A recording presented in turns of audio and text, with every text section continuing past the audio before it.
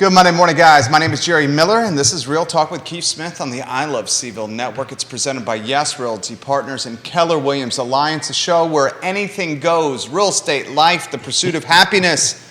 Live on every social platform. You, the viewer and listener, are welcomed to chime in and change the course, alter the course, adjust the course, massage the course, pivot the course of the conversation. Keith Smith will adapt. We're chameleon-esque. Judah Wickower studio camera. Let's go to the Captain Chameleon himself, the distinguished gentleman, a brother from another mother, a gentleman that I enjoyed a party with on Saturday. Yeah. The Erpe family wedding, the event of the month of May in 2023. The season. Yeah, the wedding season. Weddings. It was the event. It was the event. That was a lot of fun. I was as I was in the green room. I was awesome. Thinking, of how many hours we spend together. There's only a couple of times we've ever went out socially, so I enjoyed the heck out of it, and we should do it. We should do it more often. I knew I was in trouble as far as dancing goes with Mrs. Smith. They started off with the Blue Danube, which is a waltz, which my wife is Viennese. She loves it. She loves it, so I got my hand grabbed and went up there. I'm glad. And then they went from that to Staying Alive at the Bee Gees, which my wife's a huge disco fan. So let's put it that way. I was not allowed off the dance floor until dancing was done. But we had a lot of fun. It was Glenmore did a great job. Oh, fantastic. Hats off to them. That was a great setup, and the church service, Mass, was a lot of fun. Enjoyed the heck out of it. And thank you for the Erpes for inviting us. We got to enjoy their family. The Antonio Banderas of finance is off the market. Alex Erpe, he was married on Saturday. Yours truly was there. Keith, Yonna there. Judah Wickower there.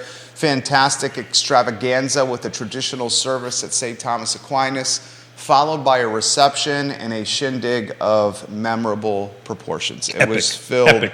Epic proportions. It was filled with love and laughter and memories, and it was just special. And a little bit of vino, maybe. We got to spend some time together, which was great. My friend, days on market. Yeah. Where do you want to begin as we so, create potential some content here, Judah Wickower? Oh, great, thanks. You got this. You're a pro. You're a pro. Well, we've been talking about a lot of different things for a while, and we were, for the longest time, we were on days on market. That's kind of the metrics I like to use to kind of give the track of the market. And I just kind of wanted to put into a little perspective how things have been changing over the years. So before the show and my pre-production meeting, I ran a couple of quick numbers. I like to use Lake Monticello. It's my back door, of course. But it's also mathematically easier. There's similar homes, 4,000 homes over there. But year to date, there's been 107 closings sold. Days on market 5, and $345 is the median sales price. Last year was 88 was sold, so there's actually more sold this year. Days on market was less, which is 4. But you're going to ask me, hey Keith, when was the last time it was over 60? Hey, Keith, when was the last time the days on market were over 60? That's amazing that you should ask me that, Jerry. It was between 2015 and 2016. 2015 was 77 days. 77 days, 2.5 months. 2.5 months. So we are now at 5. 5 days on market, car footprint. 2000. No. This is Lake Monticello. Oh, Lake Monticello. Sorry. And they probably very similar. They'll probably track, but to me, it's just a lot easier. Oh, for sure. 2015. But you might also ask me, how was it 10 years ago? How was it 10 years ago, I'm Keith? so glad you asked me that question. That's what I'm here for. That is amazing, Jerry. When I go away for 2 weeks, I don't know what you're going to do. I know. I'd be at a loss without you. My compass, my North Star. Yeah. Do not call me. So, 166 days. I wouldn't call you. Yeah. 166 days? 166 days. So 10 years ago, now we were just coming out of COVID. We were just coming out of a time of great unpleasantness, right? 2013. 166 days. There was 17 sales. So that's from January 1 to today, 17 sales. We're 107 sales. This is closing for the same period. You want to take a gamble on what the price point was in 10 years ago? 10 years ago, Lake Monticello, $190. Mm-mm. Lower. 166. And now? 345. Did you hear that? You're saying it's 2x? 2x. So it's 2x. Jerry might say, so what was happening just before COVID? What was happening just before COVID, Keith? It's like we have fantastic chemistry. It's amazing. So the question is, what year do you want to call just before COVID? 19? I'd say just before COVID was 19. 19. You ready? Yeah, 2019. I'd say that was the last normal year of real estate in Central Virginia, maybe the country. What was 2019? Well, that's what I wanted to talk about today. What is normal? 2019 was normal, right? Viewers and listeners, was 2019 the last normal year of real estate? That's before the pricing bonanza happened.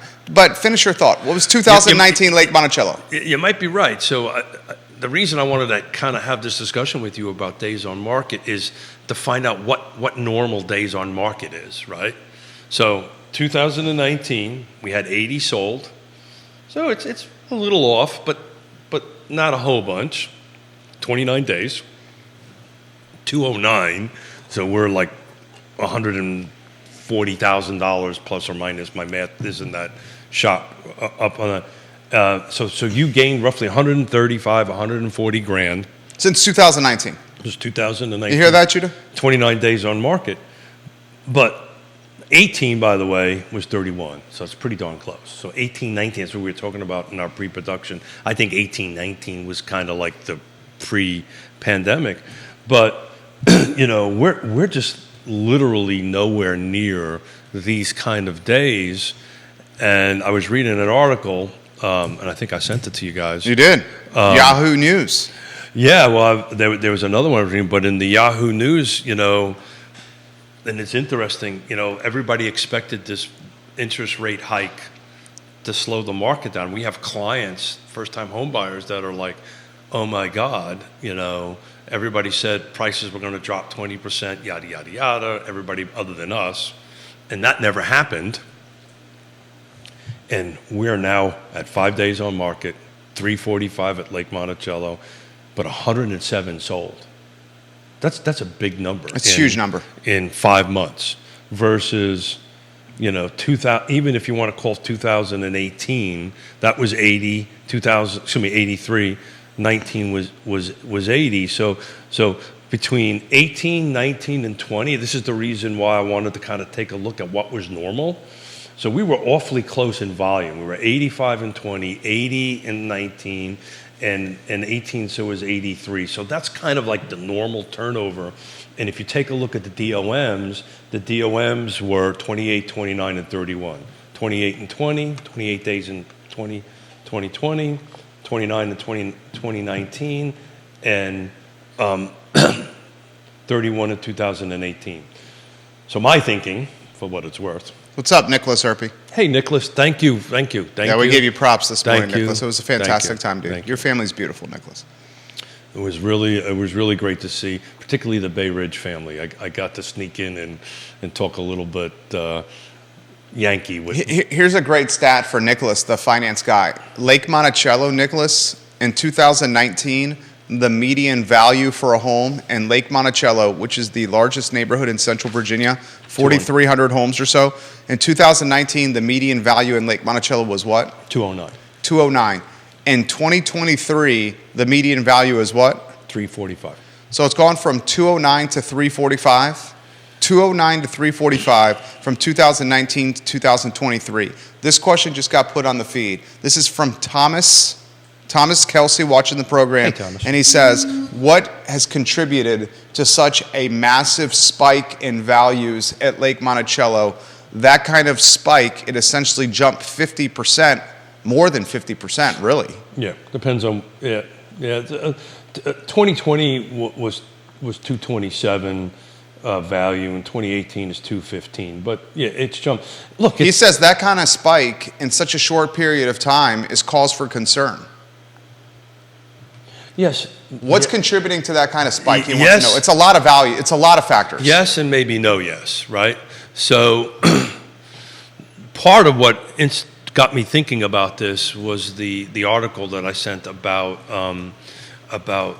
equity or that folks have, appreciation that folks are having, a value increase in value. So the there are such a percentage of folks right now that have over 50%, have paid off 50% of their home, or they have 50% value in it on that end of it.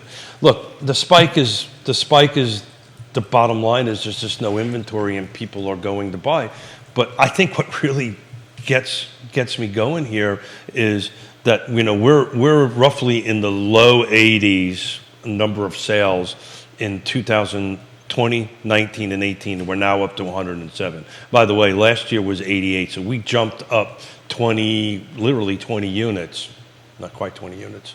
I think 20 units. Here's what happened, Thomas. In 2019 to 2023, a 4-year period of time, why we saw such a spike in values is because interest rates improved affordability, or they made affordability more possible. But really has it though, Jerry? That's the point I'm trying to get at. It did for a short period of time. For a short period of time from 2020, 2021, even into part of 2022. I don't think interest rates mattered. It caused a gold rush, a house rush. But it didn't. It didn't though, Jerry. If I have 107 units that have sold in Lake Monticello for $345 from the beginning of this year to now, we're definitely in the 6% range. The same time period last year, which had some of the 3% in it, we didn't really do our doubling around to March or April. So about 50% of that time was at 3%, right? Yeah. Am I right? Yes. Yep. You're right. So there was 88 sold, so there was less units sold. And the price was $314, so we're up.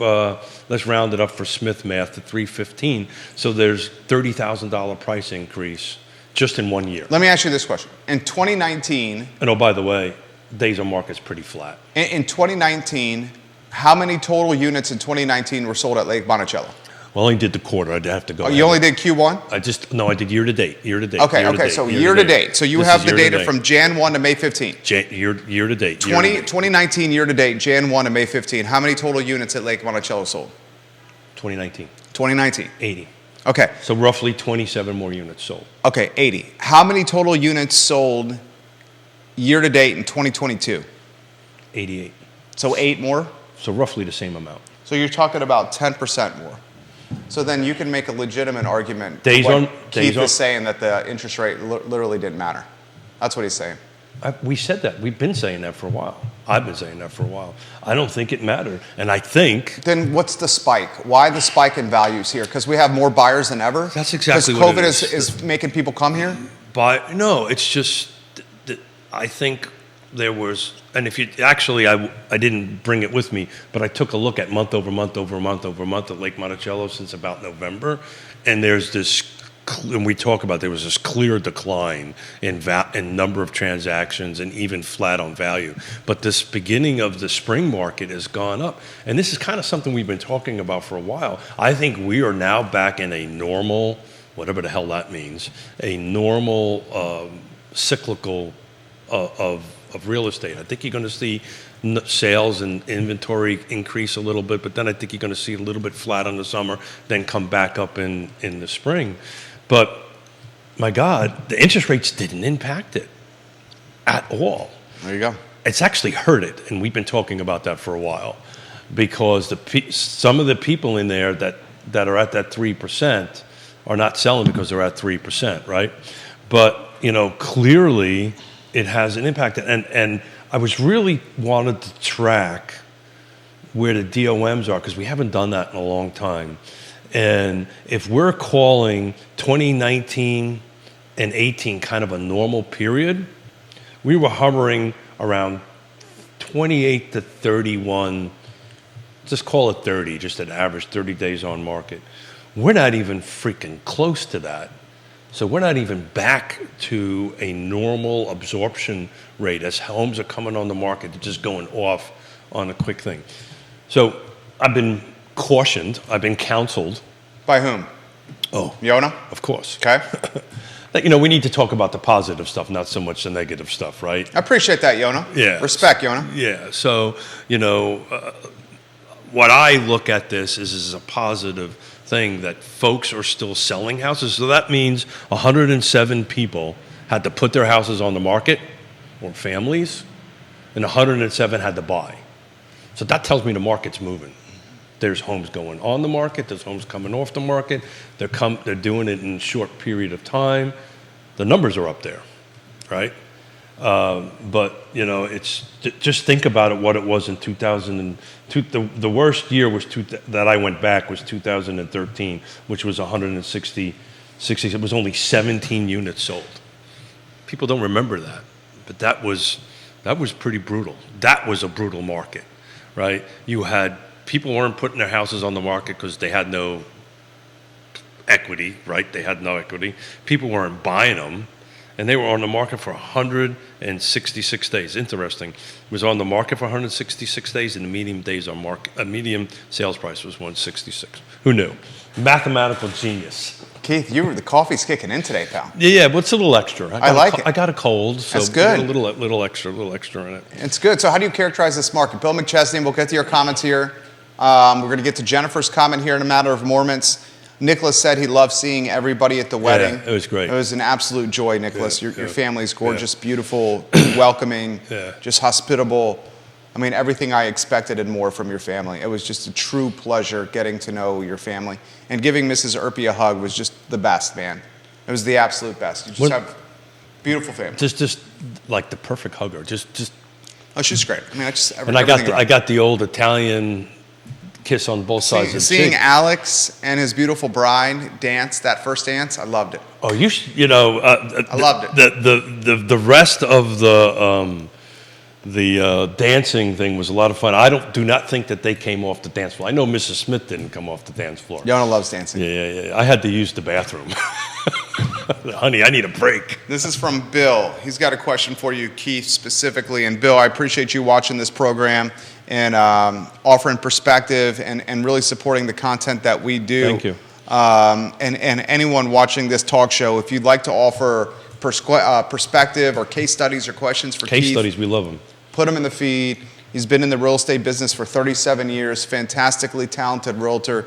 Bill, the mayor of McIntyre. Keith, is there a bubble burst coming that will leave newer buyers underwater? No, absolutely not. I don't think so either. No. There's way too many buyers in this area. No. So I don't know if Judah has time to do this, but there was a... and this is a sizzle reel here, J-Dubs. Go ahead. Yeah, so there is... Look, Judah's writing it down. Smith screws it up. Let Smith screw it up. Yeah, so hold on a second here. Hold on. I'm gonna go ahead and give me a minute to go ahead and look at this because I want to make sure I quote these numbers right on this stuff. So hang on one second, folks. Give me a minute. All righty. So this is according to Realtor.com.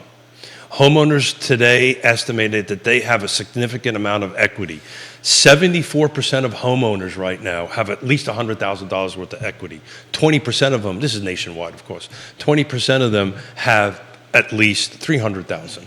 And the problem with the bubble back in time of great unpleasantness, those numbers were flipped, completely flipped. But if you take a look at it, if you bought a home, you can do the math in your head a lot faster than I can. But if you bought a home 5 years ago, let's say 2018, you bought it at Lake Monticello at $215. It's now worth $345.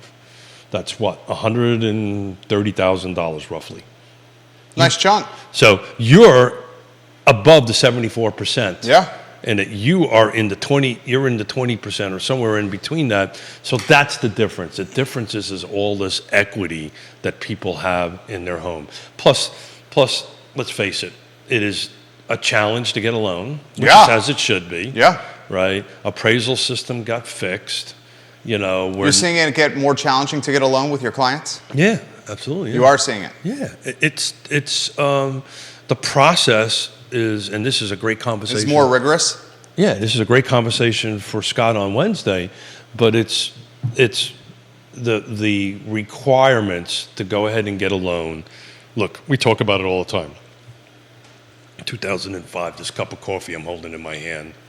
I guess my point is it harder to get a loan now than versus 2019? Did some of this bank fallout nonsense cause loans to get tighter? That's what I'm asking. I think it may have gone up a little bit, but right after the time of great unpleasantness, it got difficult. It got damn near impossible. They loosened it up a little bit, but it stuck there. So A, it's hard to get a loan. B, you're not getting this crazy appraisal stuff happen where, people were appraising it, just because that's what the contract was. They're actually doing actual accurate appraisals on it. People have a ton of equity. If they get, God forbid this should happen, but they get a little upside down, they've got runway to get out. You didn't have that before, right? You owed more than what the market was prepared to pay. So I don't, if you bought in 2000 at Lake Monticello in 2013, you paid on median 166. You're now worth 345. That's in 10 years. And plus you paid your loan down, of course, right? Because you're smart. You pay a little bit extra every month. So even more equity. Yeah, a little bit more equity in it. So I don't see it. What do they buy, though? That's your issue. What do you buy? And we're trying to be positive. Bill McChesney appreciates your positive attitude. He is highlighting that you're being positive here. Kevin Yancey says he's watching the show on a day off right now.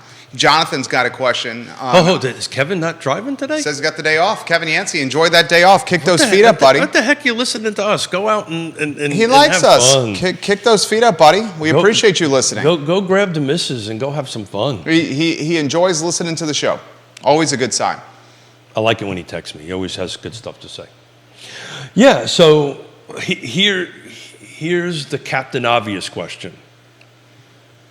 And this is the reason I wanted to do this math before the show. Jonathan's saying what you're talking about it's paper money, Keith. That's what he said. Keith is right, but he's talking about paper money. I disagree with that. He's saying this is to define paper money. Jonathan's talking about money that we don't have access to.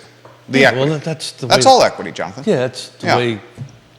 If you have money in stock, you don't have it until no, it's no different. If you don't money in a stock portfolio is much more liquid than equity in a house, my friend. I disagree with that. Come on. In 2000, Keith, for the sake of a talk show, please. In 2013, absolutely. The equity in a house, there's more steps. I'm putting homes under contract in 5 days. There are more steps you have to jump through for an equity in a house to tap the liquidity than you do a stock portfolio. The comment I'm trying to make is you have money sitting in the stock market. I get that. You do not put money in your cash in your pocket until you sell your stock. I get that. So it's really no different. Jonathan's point, and he's typing again, is unless I sell my house, I don't have that money. Of course. Unless you sell your stock, you don't have that money. Yeah.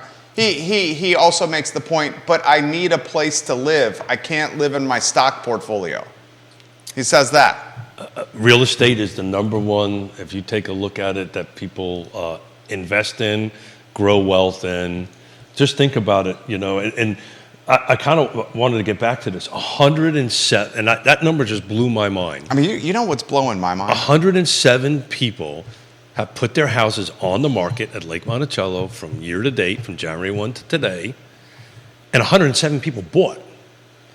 So that's telling me the market's moving. Oh, market's moving. That people are putting homes on market. Market's clearly moving. People may be concerned, right? And I'm being positive here, but I honestly believe this, right? So folks are putting stuff on the market. So that means people are moving somewhere, right? People are moving. People are moving here. I want to highlight this. The market is going to continue to move because, Keith, my friend, we both know people are moving here. People are moving here by the hundreds, if not, couple thousand? The UVA straight up said Paul Manning Biotech Institute was going to have a couple more thousand people moving here at six-figure jobs. Yeah. People are moving here. But that's always been the case. Seems to be at a greater clip. Well, totally. If you take a look at 2000 and let's do 15, the market was a little bit better in 15, right? Again, Lake Monticello, 77 days on the market, but it was 65 versus 107. These are total units sold, 180 versus 345. I'm so glad I did this math before. I know. You're doing it on the fly is tough because Paragon doesn't move quick. It's very clunky, the Paragon. Sometimes it's the user. No, it's Paragon. Sometimes it's always Paragon. Sometimes it's what's called operator error. Now you talk about another neighborhood, maybe a top 5, top 6 neighborhood from a house count standpoint. I'd say I think Glenmore is number 6. Largest neighborhood in Central Virginia.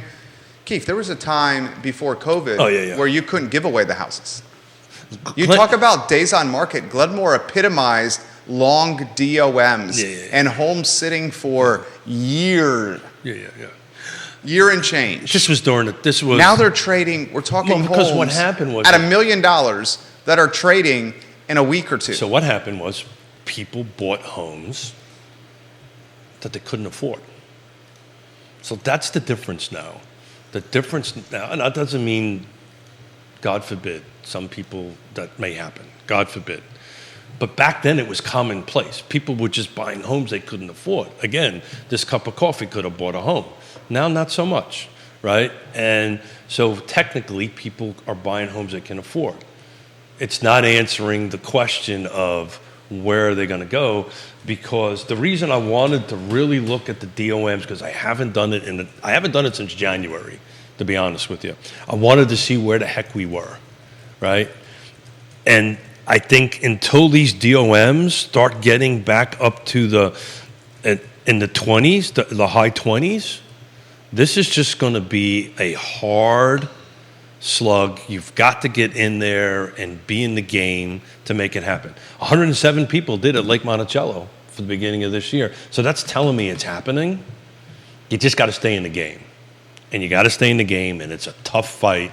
And it's the opposite, right? In 2013, we were sitting at kitchen tables with people trying to sell crying because they got nobody looking at their house. Nobody showing up to look at their house. Nobody wanting to buy. And it's kind of flipped the other way around. Now it's, if you want to sell and you've been in your home for 5 to 10 years, you've got a ton of equity that you can go do something else with. Todd Rath, watching the program, the owner Todd. of Blue Toad Hard Cider, he says you can use that paper money and buy more houses with that paper money. That's there what you he go. suggested. Great thing. You can use that paper money and buy another property and grow more paper. So here's the difference between that and a stock, right? If you go ahead and sell your stock, you sold your stock. You can go ahead and use this 100, 200, 300 grand you've got, pull a little bit of money out of it. You can leverage stocks as collateral for loans. Correct. You can leverage a stock portfolio and get an LTV of, what, 70, 75% loan to value of your portfolio. Now, the problem with utilizing a stock portfolio as collateral for loan is they often freeze that portfolio until the loan is paid, because that's the collateral. They don't want you trading. I'm a real estate guy. The Erpies take care of my stock and stuff. But you can do that, though. You can do that, but here's the difference. You can't put your head on a stock pillow, right? You still own something. You still be able to. There's no one. I mean, look at what I'm doing. I'm very real estate heavy. You know that as well as I do. No one is a bigger proponent of real estate. No, you're very diversified. I'm very real estate heavy. I'm extremely real estate heavy. I'm very real estate heavy. Have a lot of real estate property. Real estate heavy. What the game plan is continue to diversify into stocks and equities to balance the real estate heavy of the portfolio. Well, yeah, I was only real estate. Yeah. And then pop goes the right. You got to have multiple legs to the stool. Learned a very valuable lesson during that 100%. that time. 100%. Todd Rath, watching the program, he highlights an article, Jason Howard on Rio Road highlights an article from the Wall Street Journal talking about how on a national level, folks with low interest rates are staying in place. We've been talking about it on the show. That's the article I'm referring to. I mean, that's it. That's us. Keith, you're talking about, the equity positions in people's homes. I mean, we're at, I would say, between 40 and 50%. Oh, easy. If I did the math and looked at it, maybe like 55%. Okay, like 55, and at something that, You're in the 20% range. And something that you're talking about trading at like,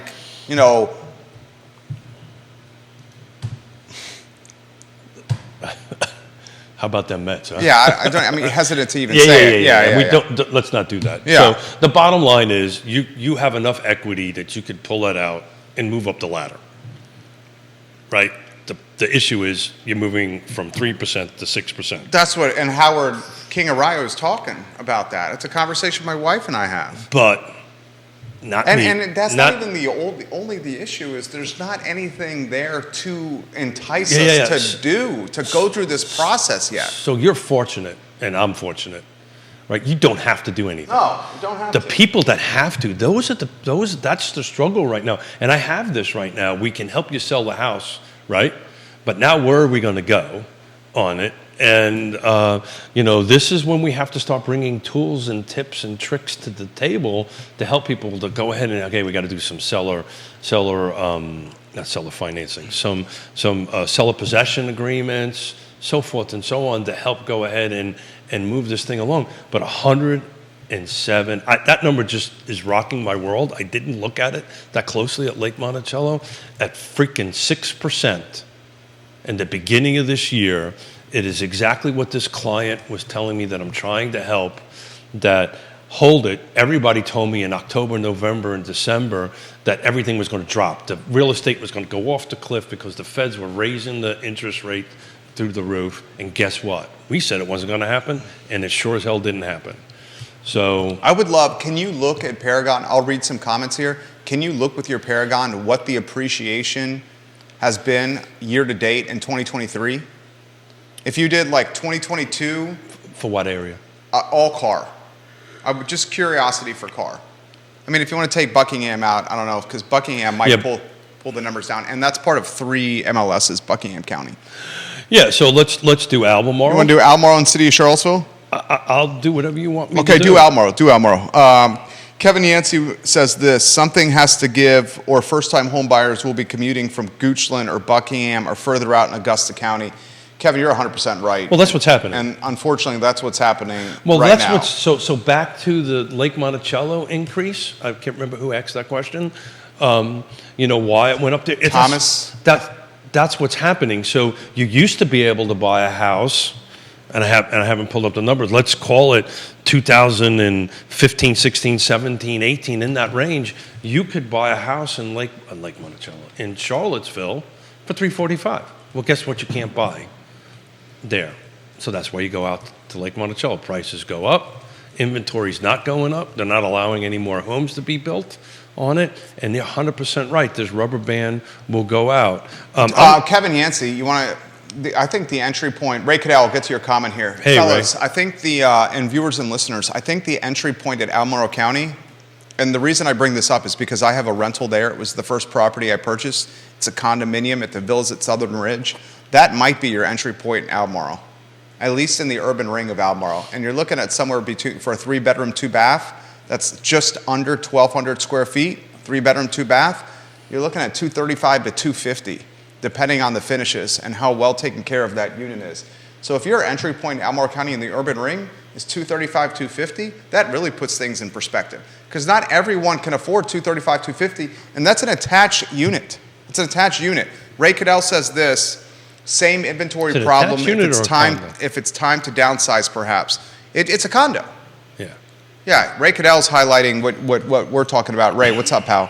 Yeah, so if you would go ahead and look, you could just Google this on NAR, National Association of Realtors, and they're talking about why people move. They do it every year. We've been talking about it for a while. The generational report, I'd have to pull it up and pull the exact numbers at it, but a huge percentage, like way north of 50, way north of 75%.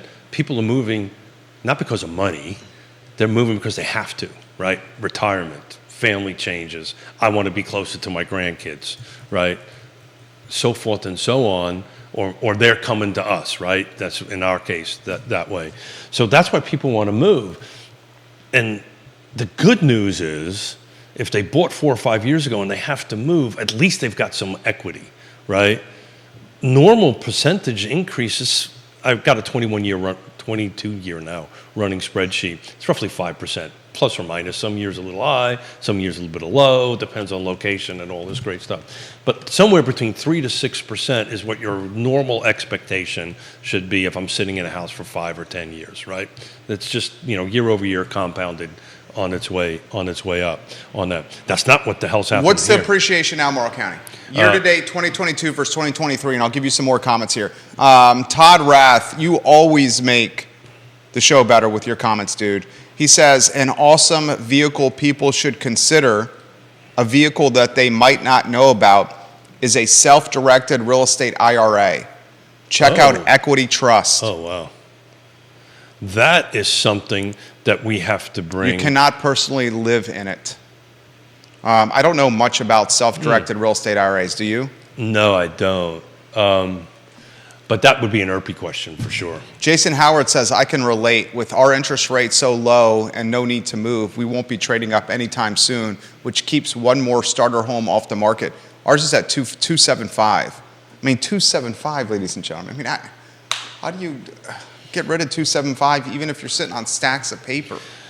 And then where do you go is the problem. I have to show something that my wife would interest her. Yeah. Well, that's something where, like, this process of moving is a process. Yeah. So she needs something to see that would motivate her to go through this process. So I've got to do a couple more numbers here, but Albemarle County single-family detached, the last 12 months, 924 units were sold. Medium days on market, by the way, is 6. And we're at 5, we're going to round it up to 566. It's 550 something. So let's take a look at what it was this time for the last year. Real quick here, let me go ahead and make a couple of quick changes. So that's May to May, right? I'm doing May 15th to May 15th. Yeah, year to date. May. I would not be surprised if the appreciation year to date in Albemarle County, last year versus this year, we're talking not even 5 months, but I would bet homes in Albemarle have appreciated double digits. No. You don't think so? No, well, I know so because I just looked at it. I say, what is it? Is it 10%? What's the number? No, it's 10%. Yeah, it's about right. 10%, right? So this, going back a year, Albemarle County, single-family detached, no new construction. I pulled new construction out because it kind of skews things around a little bit. 924 have sold this last 12 months. 6 days on market, 566, the same period a year before. 1,124, same days on market, by the way, 6, and 510. So roughly 50 grand. And year over year? Year over year, roughly 50 grand. Yeah. That's a lot. Now that's appreciation Albemarle County year over year, year to date. January 1 to May 15th, 2022 versus January 1, May 15th, 2023, values have appreciated 50K in Albemarle. 50K is 10%, right? That's, even marine math can figure that one out. There you go. There you go. Roger Voisinay, we'll get to your comment Roger, here in a matter of moments. Are you doing Charlottesville City? No, I'm looking at attached. Okay, you're looking at attached. Roger says this, I have had a real estate IRA self-directed for 12 plus years and have used it for notes, equities, and rental single-family detached. Well, there's a show Would be there. happy to discuss the advantages of this sometime. Roger, you were the first person to tell me about real estate IRAs when you came on the I Love CVille show years ago. I do not know much about them, but that guy is a smart dude, Roger. Yeah, so when we should get Roger and Todd and do a panel. We're going to do that, but it'll be later in June once I get back. By the way, he's traveling for 2 weeks for his anniversary with his beautiful wife. Mm-hmm. Roger, thank you for offering to educate. We're going to take you up on that. Okay. Bill McChesney says, I predict Charlottesville's upzoning will instead be downzoning, and in the long run will destroy single-family neighborhoods near schools. And he also predicts the nonsense of upzoning will spread to the urban ring in Albemarle County. Yeah. That's the value of an HOA neighborhood that protects the neighborhood from upzoning. Yeah, there's a lot of HOA neighborhoods in the urban ring in Albemarle. So I'm a proponent of it, right, as everybody knows. I know you are. On it, but Bill's not wrong. I'm cautiously optimistic. Bill is,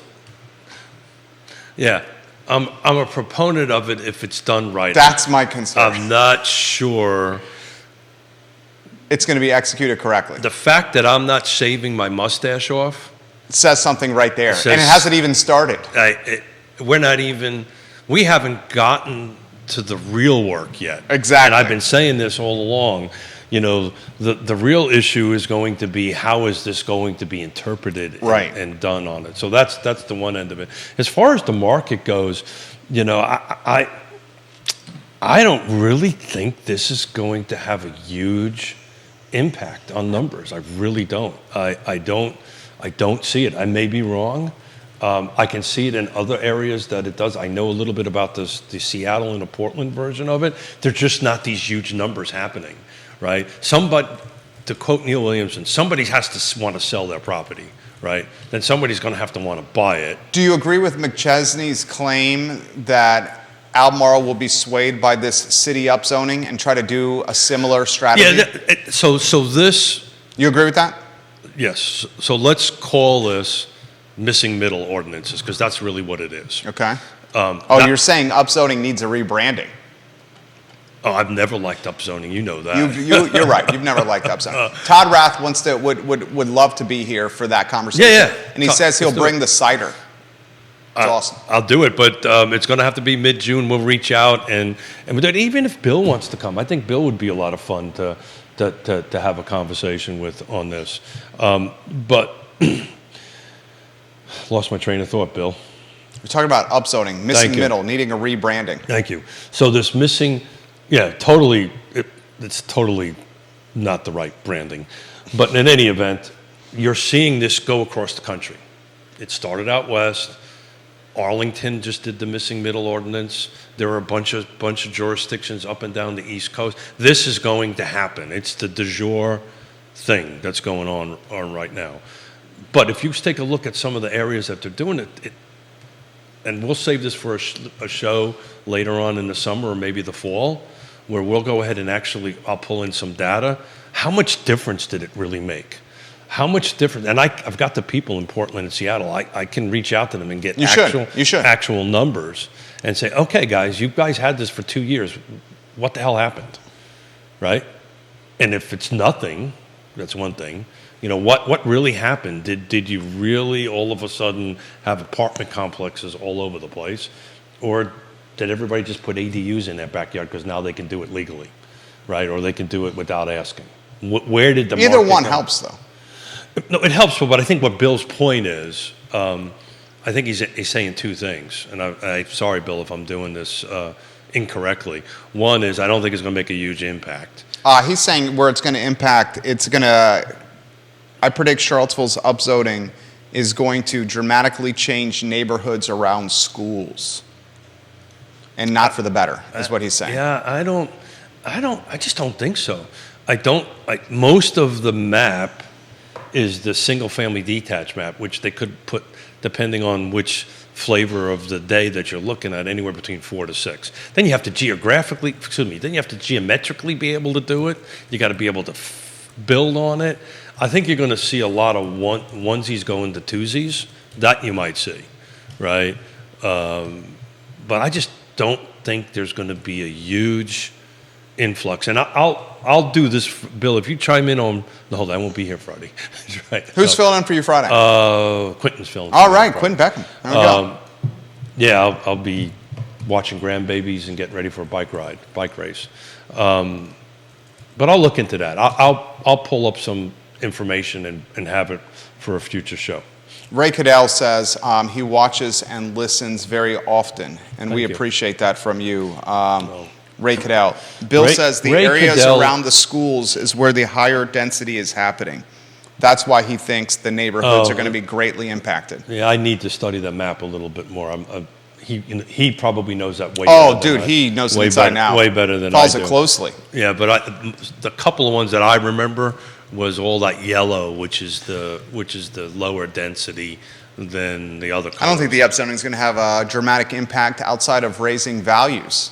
I think that's the impact that upzoning is going to have. I don't think we're going to see a ton of new housing. I think what we're seeing, though, is the areas where upzoning is a possibility, it's making that dirt and that land more opportunistic, which is making it more valuable, which is driving up the cost. Well, I know this much because I've sat in enough meetings for this. I think they're like rethinking the affordability component of it, right? And what the incentives are. That's why this conversation we're going to have with Albemarle County, with Bill, I think it's going to be the opposite. I think what you're going to see is this affordability or this development density or this bonus density or whatever they're going to do, which we're going to be part of for Albemarle County's developer incentives, whatever that shakes out to be.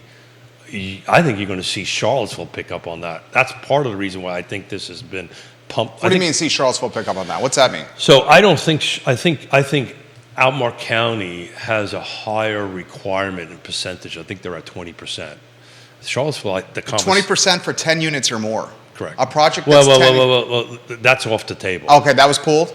That's why we're having this work session, which Okay. we'll let everybody know. It's the 28th of June. Okay. We're going to have it in yours truly. That's pulled. Yours truly is going to moderate that. We're going to bring everybody together. It's going to be a public meeting, so folks are welcome to come and do it. But that's what we're going to work through that 10, 20, so 10 units, 20% affordability at 60% AMI would have shut down any new development. Yeah, no developer would touch that. At all. Even the nonprofits wouldn't touch it. Right. So we're going to hopefully come up with a better solution. I'm a positive kind of guy, and I'm positively thinking we're going to come up with a solution. How about this one? This is from a new visitor, a new viewer of this talk show. We appreciate new viewers watching the show. Thank you. Isn't the only solution for us to do in the city is to build up? Where else would we be building? And that's from Mary Britton. So Mary, I would encourage you, which you probably are doing anyway, but do CVille's plans together. Take a look at the map. It's very color-coded on it, where there's low density, medium density, and high density, to include height in it. But if memory serves me, and Bill, chime in if I'm wrong, when you look at the map, a majority of the city is this yellow, which is this lower density, meaning height kind of requirements. It's density and height, there's all kinds of stuff. So there's 2 modules already released. The third one has been on permanent hold, because what that third one is how the hell they're going to actually do it. And was that too direct? No, that's it. Well, that's what it is, and that's the reason why I keep it. That's the most important one. You can come up with a great plan, but how do you implement that plan is usually the problem, and I suspect staff. How do you implement it with the staff that's already overworked and has vacancies everywhere? But this is classic, the way the How government. is this going to be enforced? Where's the accountability? No. You're already in enforcement. How the hell is it going to be reviewed and approved? You're in enforcement. Yeah. How's it going to be approved? Yeah. How is it going to be reviewed? How is it going to be approved? How is it going to be interpreted? How's it going to be out for the community to understand? How's it going to be communicated? Where's the website with all the rules? Where's the playbook?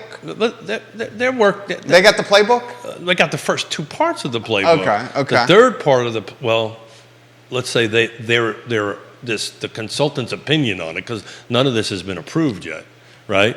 But the last module is, how is Mr. or Mrs. or Miss or whatever I get myself into trouble here with it, that's working at the city, is going to interpret all this crap.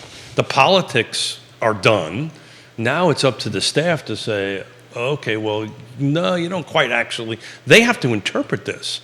That's why we're going through all this time with the developer incentive at Albemarle County to make it. My goal is to make it simple. Let's keep it simple, silly Smith, right? Kiss Smith. Keep it simple, Smith. Yeah. Not stupid. Keep it simple, Smith. Smith. That's the acronym. Smith. That's Smith. the acronym. That's what that means, Smith. And there you go, Smith. Keep it simple, Smith. 6 bullet points. There you go. Nice and simple. Don't make it complicated. If you do this, you get to do that. Or if you have this or meet this criteria, you get to do this. And that's it. I don't think it'll be that way. Neil wants to know, how big a staff do you think will be required? Oh, he knows this more than I do. Thank you, Neil, for asking a question. By the way, happy belated birthday. Yeah, Neil, happy belated. His birthday was Saturday. Saturday. Yeah. He looks really... Happy birthday, Neil Williamson. He looks really great for 22, 23, Happy doesn't birthday he? to you. Neil's a great guy. How much staff do you think will be required? It's a great question. Here's another question. I have a follow-up. I know this much. I don't think I've never heard a conversation brought up about it. But Neil and I were at the meeting with Albemarle County. Albemarle County staff at the board meeting for the developer incentive and all this said they only needed one, and I literally laughed out loud. I literally laughed out loud. It's just not. But see, Judah, it's not just me. The bosses with the unrealistic expectations. Out in Morrow County, the bosses were like, "We only need one person to approve all this paperwork. That's it." It's a massive county of over 100,000 people here. How many do you think they need, Neil? Here's a follow-up question for you. Follow-up question for both you guys. So they're going to try to do it. They're going to try to do it with their current staff. See, that was my follow-up question. Yeah. Is this work that's going to be put on current staff? It will be. At no additional pay? Just do this additional I don't know. work? I don't know the inner workings. Or they're going to bring in new people to manage this? No.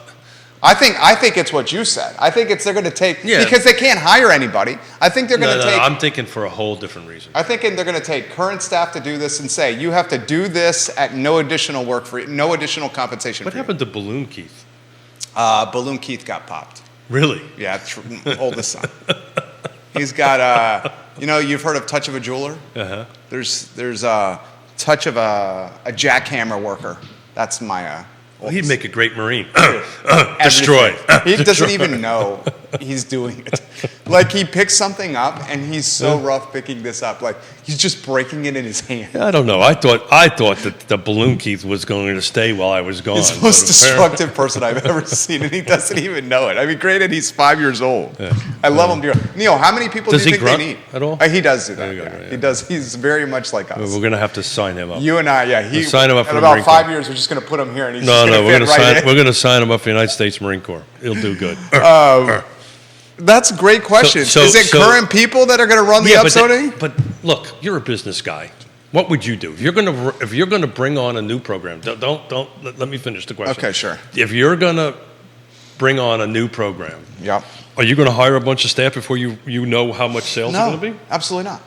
So that's what it's going to be. Yeah. Because what if there's nothing? That's exactly right. What if nothing materializes of this? That's exactly right. I mean, logically, that's what will happen. They'll work within their current staff structure. That's the reason why this whole interpretation module. Okay, I don't know this for a fact. This is my thinking on why this final module, which I consistently think is the most important. The rules are the rules and all this stuff, but the last module, because I think they're just like, oh, well, how the hell are we going to do this?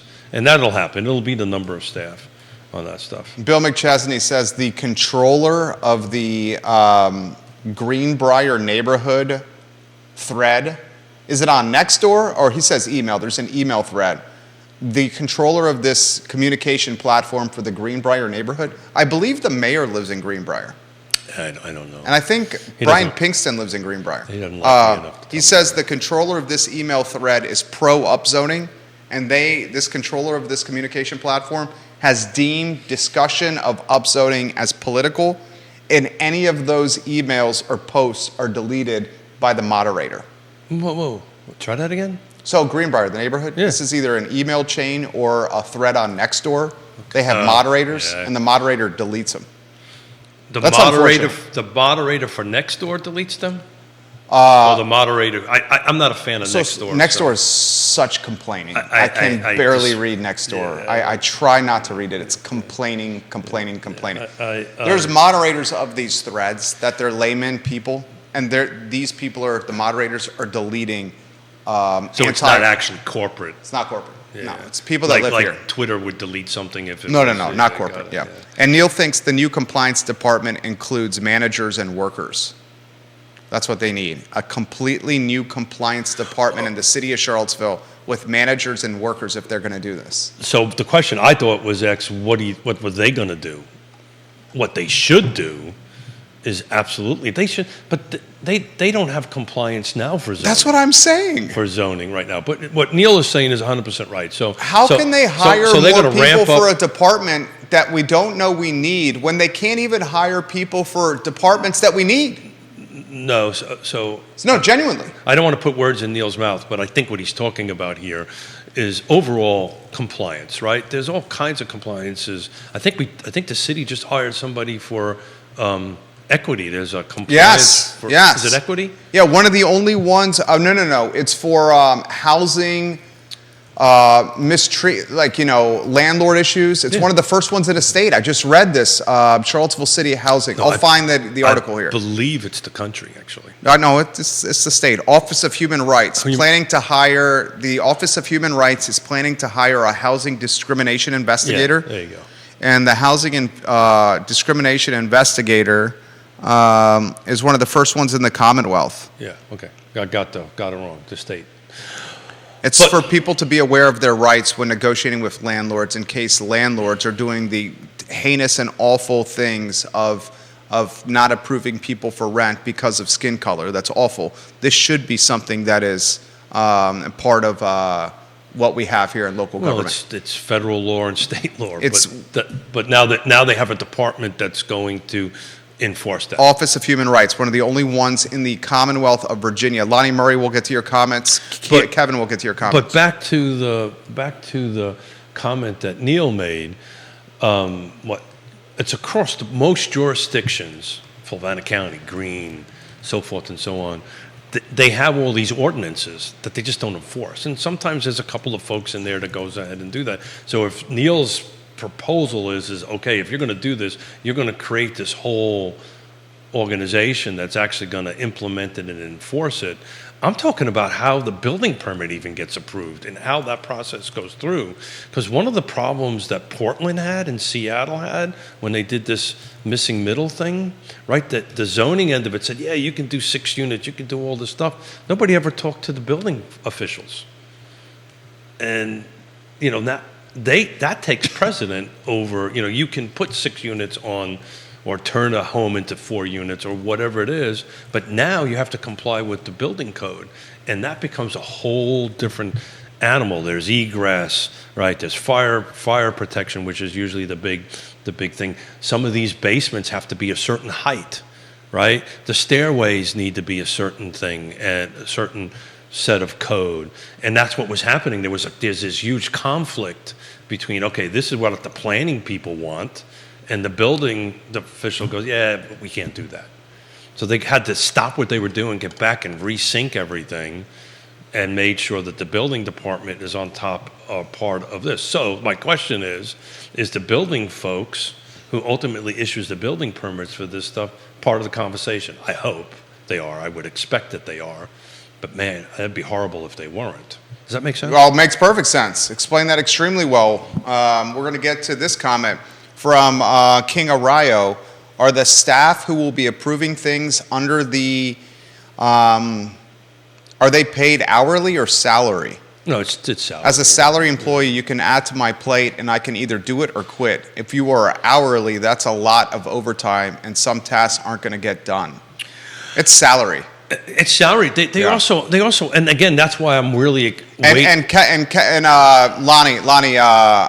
I read the comment incorrectly. Bill McChesney was talking about an email thread, not Nextdoor.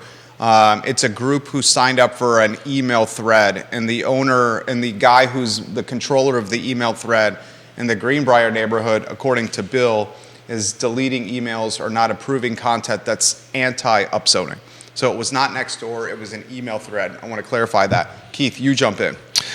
Yeah, so salaried employees. Yeah, so thank you. So the other alternative, that's the reason why this module I think is so important to me anyway. They could outsource it too. I would hope they don't do that. But they could. Bob Fenwick, I saw one of Bob Fenwick's signs as we were walking around Belmont, and Bob Fenwick lives in North Downtown, and on Mother's Day, we walked from the downtown mall to downtown Belmont for brunch at Mockingbird. Oh, good. Fantastic brunch. We walked by many political signs in Belmont and saw Bob Fenwick. His platform is no new taxes and no consultants. So I think if you listen to the debate, Williamson and Tubbs' debate. Yep, and shout out to them. I think my takeaway from it, for what it was worth, is the no new taxes version of that was to raise the business tax or raise the commercial to bring money in other than rooftops, right? I think that no new taxes is a bit of a loaded slogan. Of course it is. You know, if you listen, It's a catch can. If you go back and listen to their Zoom thing, which I think Neil put on the link, and He did. He can put it back in again. If you listen to what he says, I think it's more about finding taxes from different sources. Yeah, incremental sources of tax revenue to lessen the burden of taxes on rooftops. There's a great idea about this whole thing. Dora. There you go. That crushed it every Tom Tom festival. Yep. We have some of the most diversity we ever have on the downtown mall. And revenue coming in. Yeah, and they want it. And they're begging for more foot traffic. Well, anything with alcohol is always a good thing. I mean, it's Charlottesville. So I got to tell you, I do have a little bit of a pet peeve with the Fridays After 5 folks. Yonna was volunteering for the... Charity? Fluvan SPCA? Yes. Yeah. And... at Fridays After 5, she was staffing the event. And I went for a little 25-mile bike ride. Okay. And I wanted to sit there and support her and all that stuff. And they wouldn't let me and my bike in there. I couldn't bring my bike in there. I mean, it's pretty crowded. You can bring animals, though, right? And I can't bring my bike? Can't bring a bike. So what'd you do? I texted her, said, I love you, I'm going home. And then she drove solo? Yeah, because I'm not leaving my bike on the side of the road to go in there. Yeah, no. I mean, that bike is thousands of dollars. You could put it in the truck. Yeah, but that was at the office. I understand. Okay. Yeah. So you rode to the office. I just wanted to say hi to my wife. That's all. I wasn't allowed to do it, but that's okay. I'm on this bike kick right now. So anyway, oh, look at that. I know, it flies. It's Today's already a good day. 11:20. With this, I love the shows when we just have kind of a basic topic and throw it out there, and the people come back and they just make Batman and Robin be Batman and Robin. Lonnie Murray, Charlottesville has spent way too much on consultants, West Main Street. But if you eliminate consultants, that will mean the need to hire more staff and using more public advisory groups. So then you have the flip side of that. Who the hell are you going to hire? I would rather we have permanent staff than consultants. Yeah, but there's no institutional memory with the consultant path. We're not having institutional memory with staff either because they're not staying long enough. Well, then we got to figure out a way to pay them more. That's. I mean, if there you go. Figure out a way to pay them more. Well, that's easy. You just pay them more. Yeah. The problem with that is where does that money come from? Well, and if you're doing the no new taxes, and you don't have enough commercial revenue coming in, and they're not approving DORAs or they're not approving other things that can bring in money into the coffers, they're not gonna.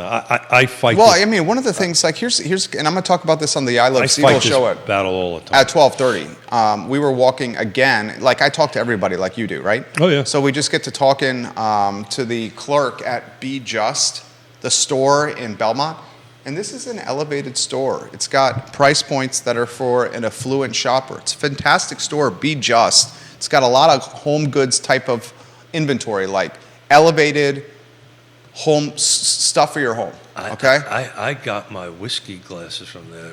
There you go. I mean, freaking awesome. They're awesome. They're absolutely awesome. So here's the point I'm making here is they're moving, and they're moving across from Boar's Head to Hunter Craig's project across from the Boar's Head Resort. That's turning into this epicenter of high-end boutiques, like elevated shops. The downtown mall is facing pressures from a lot of different places right now. Why is that? The rents are high downtown.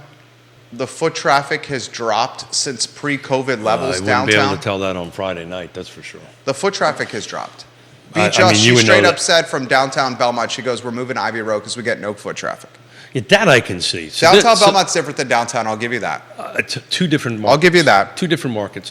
Downtown Belmont has become a restaurant destination. For sure. Right? And that's probably what's going to go in that space, right? That's a restaurant destination. So, question for you. You guys went on Mockingbird, right? How come they don't use the deck there, the outside eating? I never It's a great question. They had the first level filled with outside people, but not the deck. And it's a beautiful, Adam Frazier owns the building. Yeah. Adam Frazier also owns the building that's the local restaurant. Yep. Adam Frazier owns the Jeans Beauty Salon next to the local. which he's turned into a private dining space. He lives in Belmont, Adam Frazier.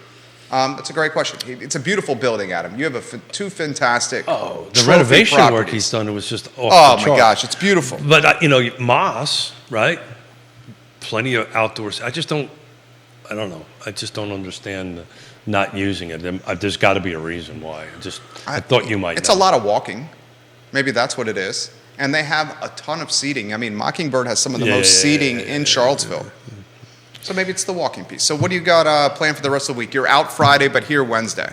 Yeah, so I've got a little prep. I'm heading up to Connecticut on Thursday after I take my pop to a doctor's appointment, and then going to go up there. I'm going to babysit, so everybody keep their fingers crossed that both my 2.5-year-old granddaughter and my 4.5-year-old grandson survive 24 hours with Pop Dad. So we're going to go ahead and hang out together on that. Then I'm doing a little ride, a little 85-mile ride on Sunday. And then my sorry you-know-what is going to drive back down on Monday after that race. Hopefully I'm going to be able to do that. And then we're heading away for our wedding anniversary, 37. That's awesome. 37. Looking forward to it. So Wednesday is Scott, and that'll be my last show for a little while. And then we've got awesome people like Neil and Nikki and Quentin and Scott filling in for me. So I will be that weird guy checking in because I usually You lurk. You lurk. He's a lurker. I like that you lurk. I like it. I lurk. I go, hey guys, how you doing? I like that you lurk. Yeah. I honestly love doing. We like when you lurk. I honestly love doing this. Me too. I'm going to give you a little bit of a shout out. Okay. A little bit of a compliment. I was watching you on Saturday. Okay. And you work a room really well. Thank you. And I was just watching you. You were going from table to table. You spoke to if not everybody, almost everybody in the room. And you walked around and you did that. You periodically stopped at the bar. Then you went and did this. Periodically stopped at the bar and did this. But, you were very strategically working the room. Same with you. Not as much as you did. I enjoyed our table mates. And it was funny, right? What did we end up talking about? Real estate. Real estate. Always do. Right. Everywhere you go, you talk about real estate. We do. I can assure you on this. It's such a great topic to be well versed in because it applies to everybody's life. Well, every trip around the sun requires 3 things, right? Right? Look at me. Right? Shit, I screwed it up already. Clothing, food, and shelter. I screwed it up. Didn't even get there. I didn't even look at you. Once you do that line, I immediately looked down. Yeah, then of course, I now get conscious. You could have just looked at me. What I need to do is just look at you and think about like cutting grass so I'm not smiling or goofing around. All right, you want to try it again? No, I'm going to think about cutting grass. All right, this is what I need to do. Ready? The moment is gone. The moment is gone. But so much fun. I enjoy it. Yeah, it's because everybody wants to talk about it. It is because it's one of the 3 things that are required to go around the sun, right? And all kidding aside, it's clothing, food, and shelter, right? We joke around about me losing it and all that stuff, but it's really that. The other thing is right? Remember the time, we looked at the numbers, right? Hold on a second here. Let me go ahead and find this. What the heck was going on in 2013? The economy sucked. Why did it suck? Because housing was down, right? We were 17, Lake Monticello, 2013, 17 homes sold. 2023, 107. Housing is such an important part of our economy. Actually, I got asked to be part of a couple of panels at the Reese Media CEO thing. I'm going to actually sit next to Dr. Lisa Sturtevant and part of a panel with her. I was asked to be part of it. That's big time. Any opportunity to sit next to her and she's talk smart. to her is pretty awesome. It's going to be me, her, and I think Yoon. I'm going to go, huh? You're going to do great. PhD on street smarts. Got kicked out of high school. No, PhD on street smarts. Yeah, well. Keith Smith is a realtor. He will help you get in the home that will help Make your life happy, guys. Keith Smith, Yonna Smith, Yes Realty Partners. And our team members, and pull down our partner tab, please. Without those folks, we couldn't be doing this, so please support them.